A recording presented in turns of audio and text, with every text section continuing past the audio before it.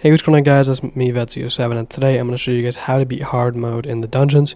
Basically going to make it easy mode so you guys can clear in about 6 minutes every time.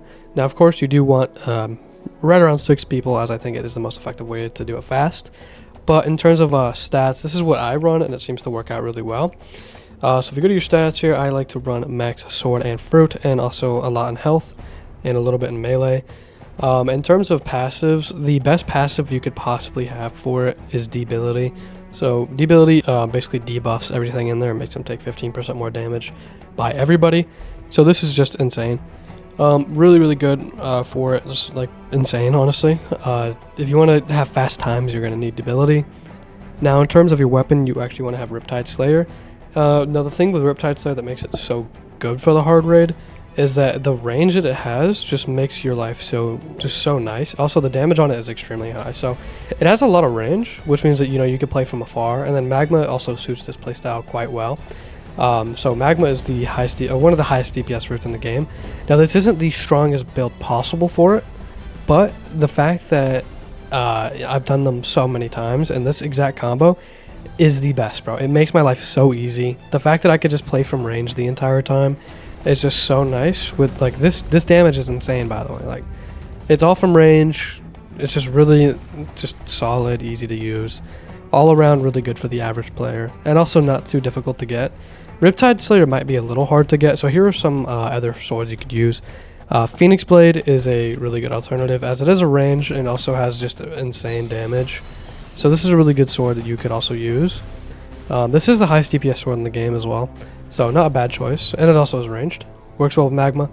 Another really good sword is Ethereal. This one is really easy to get. So Ethereal is really good. Now I'm going to show you guys some strategies and how to actually do it, just with some gameplay and explaining. So this is the the combo and the setup and all that stuff. So let's get straight into it. Okay, so the best tip that I could possibly give you is that every time when he does the the devastating attack that's full AoE, it covers most of the arena. It is very difficult to dodge. As you can see here, there is these rocks with green spots behind them. So if you sit in them, you take 0 damage, as you just saw. Also, one of the best play styles is that you want to play somewhat close to them, somewhat high as well. Like, you want to have like a bird's eye view, and so you could actually see where the rocks are. And then you're going to want to use your flash step to teleport into it. That is the most effective way, or best way, to actually counter these the full AoE attack, because it will almost one-shot you. If you don't have the right accessory, you'll basically get one-shotted. So as you can see here, you can see the rocks again. I teleport into it. Simple enough. Very easy. Okay, so another really good way to actually clear the dungeon a little bit faster is if you have them perm, or if you have a friend. You can equip Dough and basically group up with Sticky Assault like this. So you could do this for the earlier waves, and then once you get more towards the end, you're going to want to switch to Magma and Riptide Slayer. So Ethereal Dough clears the first 4 waves really nice, and then as soon as you get to the last boss, you're going to want to switch off. As you can see here, Sticky Assault just goes absolutely crazy, because they randomly spawn all the way around, in the big rooms, and it can pretty much group up every single time. Now, the weakness of Dough is actually the bosses. So you're actually going to need to switch off, but you don't need to switch off for the earlier bosses. As you can see here, I stick with it and it works fine. If you were going for like a speed run, you're going to want to switch off, but Dough works perfectly fine for 90% of this until you get to the last boss. So another playstyle that you can do to actually be able to kill the last boss is to play extremely far away and just do chip damage with. So like I said earlier, you're going to want to be using Riptide and Magma. In this clip, I'm not using Riptide. I was just trying out Ethereal for the boss, which Ethereal is insanely good as well. But in my opinion, Ethereal is just inferior to Riptide, for the range at least. You can just basically play far away from him and use your range to your advantage. And when he does the full AoE move, you back up just a tiny bit, and you're out of his one-shot move. Everything else is pretty avoidable. Also, you want to be Ken tricking. So what Ken tricking is every time you see these red circles, turn your dodges on, and every time that you're not going to get hit by them, turn it off.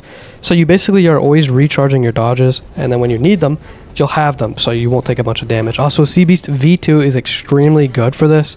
If you take a little bit of chip damage, you can run up to the boss whenever he's not doing these crazy attacks, and you can, basically heal the fool with Sea Beast V2. So it's very good. It's better than any healing ability in the game, or sword. So CBC2, extremely good. Okay, so now that you guys know the best tips and also some of the best things to use, don't worry, there's like some substitutes. I showed some substitutes earlier, like Ethereal, Riptide Slayer, Phoenix Blade, Acro Spear, stuff like that. Also, I also want to point out that Venom is also good for this. Low AoE, but really high single target damage, so it's good for the bosses in here. I want to say that, surprisingly, Rumble is actually not good for this. It is a little good-ish in the earlier part, because it can group up and it has good AoE. Other than that, don't use Rumble V2. Second of all, or I guess that'd be third of all, you basically want to be using Magma, Gravity, Ice, or Venom. Like, those are pretty much like the main fruits. Also, OPV2 does work really well in here, with Koru, only with Koru. So those are the best fruits and some alternatives as well. Also, I just want to let this run play out and just see, just so you guys can see what like a 6-minute run looks like. Actually, I don't know if this is a 6-minute run. I honestly, I don't know. I don't remember, but it's basically a good run. I never die anymore in these raids. So it's very easy to clear. I'm using Doe early on just to add clear or group up all the little guys so we can kill them faster. And then later on I switch to Magma. So I'll let you guys watch this run, and then I'll give you guys some insight on the boss fight.